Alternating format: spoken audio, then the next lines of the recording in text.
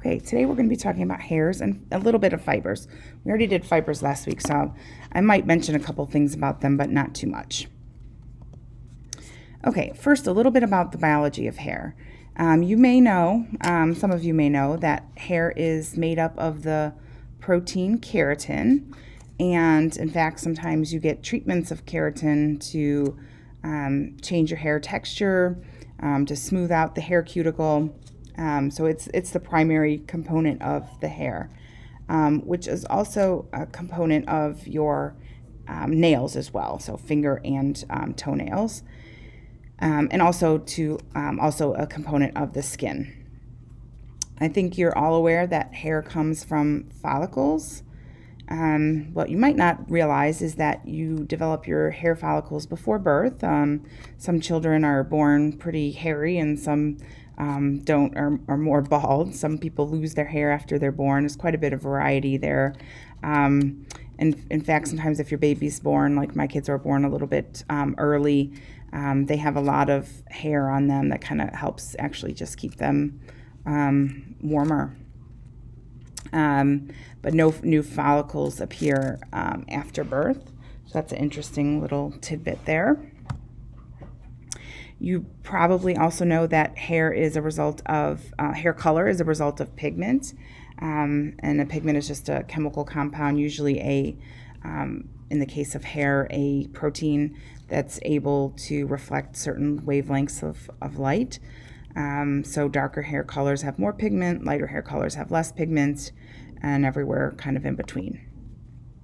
The hair shape, whether it's very round or more oval, and its texture, whether it's curly or straight, is influenced heavily by genes. So it's genetic, but obviously there's some other factors that can affect the hair texture, somebody's nutritional status, and then of course if they have any sort of hair treatments, heat, or chemical treatments to the hair that can change its texture. Obviously, the body area that the hair came from is going to vary the characteristics of that hair, and forensic scientists can use those characteristics to determine what part of the body the hair sample originated from. For example, it's not in this handout here, but like a hair that's cut is going to have a very kind of cut appearance, a very kind of sharp appearance to it, where a hair that hasn't been cut for a long time, or for example on the hairs on your arm, are going to be have a very dull appearance on the end of them because of how clothing has kind of blunted the ends of those hairs. We went over this in the Wayne Williams case, but remember that in order for hair evidence to give you nuclear DNA, which nuclear DNA is the one that will be able to differentiate all individuals except for identical twins, you need to have the root of the hair present, and that's not always possible. The root of the hair becomes very fragile, and it can fall off. And then the hair shaft itself, the dead part of the hair, can be used for mitochondrial DNA testing. But the problem with mitochondrial DNA testing is it only can rule out sometimes a large number of suspects. Like in the Wayne Williams case, it ruled out 98% of the other people, but sometimes it might only rule out 80% of the people or something. So it's not going to be as useful as nuclear DNA, but it still can be of some forensic value, especially if you have lots of other types of evidence that are pointing to one way in which something happened or another. All right, let's get down to the hair structure itself.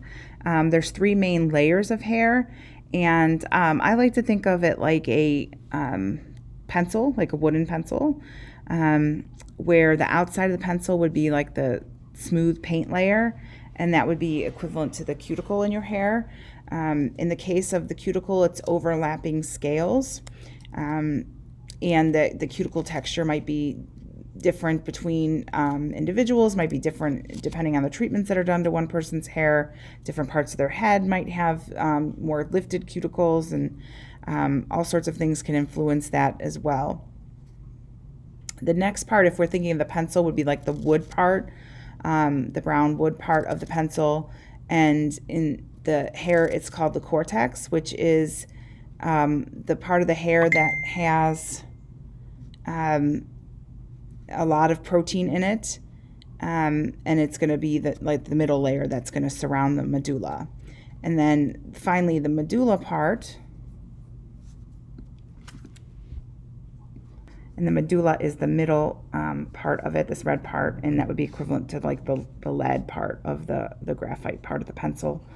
And this is what's actually going to be quite different between individuals and species as well.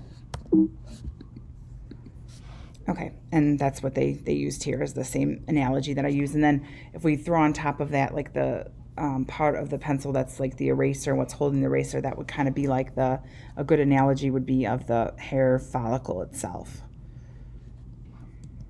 Okay, so then taking each of these parts individually, the cuticle is overlapping scales, and different species will have differences in their cuticle. It's maybe not going to be as useful as distinguishing different people from each other, but different species from others is going to be, it'll be useful to use the cuticle for that. And this is the part that has to be lifted if you wanted to put any pigment, more permanent pigments into the cortex of the hair. All right, and then the cortex would be this middle part. So in this hair, it's really easy to see, like the top part is the cuticle, and then this kind of yellowish, brownish, reddish part up to that line there is going to be the cortex. And this is probably the most differentiating features between individuals, but it's kind of hard to do. You have to do a lot of measurements and careful observations to be able to differentiate individuals using this part of the hair. But it's a part that we're going to be more variable from each other on. And yeah, and then you can look at the root and the tip as well with the microscope. Finally, the medulla is going to be useful for differentiating mostly between species again, but there are individuals differences, like some individuals might not have any medulla and some people do, so it can be somewhat useful for differentiating people. But you can see here, like in these 3 hair samples, that you have a very thick medulla here and it's continuous. In this case, you have a thinner but still present medulla, but it's not continuous. It's broken up, discontinuous, however you want to call it. It's kind of like a dashed line. And then in this individual here, this person did not have any medulla present at all. So it could be totally absent as well. So within a species and between species. All right. I'm not going to talk too much about fibers because we already did fibers, but obviously fibers can be pretty useful in forensic investigation, especially if they're unique fibers. Like if you have something like a jeans, or like it says here, white cotton, it might not be as useful, but you still have to collect everything and examine everything, and then kind of put together the pieces there. But like in the Wayne Williams case, there was a lot of unique fibers, like a yellow blanket allegedly, and green carpet fibers that were unique. So there are many unique fibers out there that can be used to that are constantly being transferred from victim to crime scene to suspect. All right.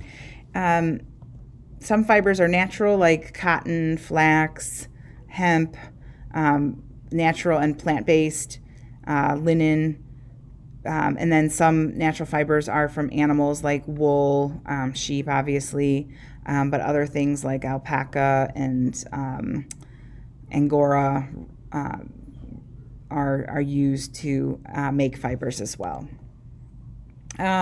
Many fibers are synthetic, so probably well over half of them are going to be synthetic or man-made. For example, nylon and polyester.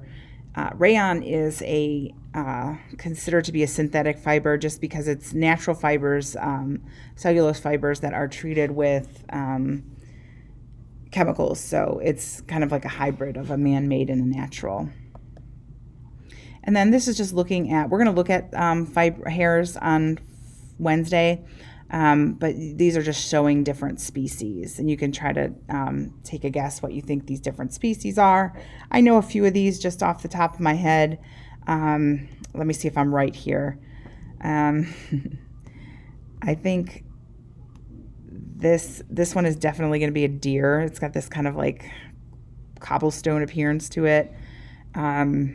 I'm guessing this one here is human.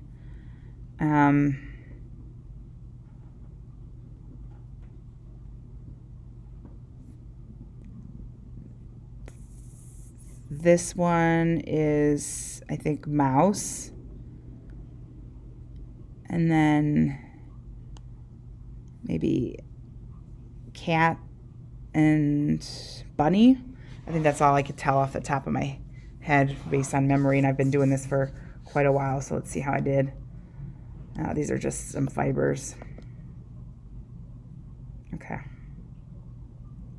Yeah, I think I didn't know all of them, but I think I got the ones right that I did know. So I'll try to pull out whatever fibers we can find. This would be actually a good time on Wednesday if you could bring in just a few hairs from your cat or dog. If you want to look at them under the microscope, that would be cool to kind of experiment with. The fibers kind of all look the same. That's why we did the burn tests on them, to differentiate them. Okay, that is it. Thank you.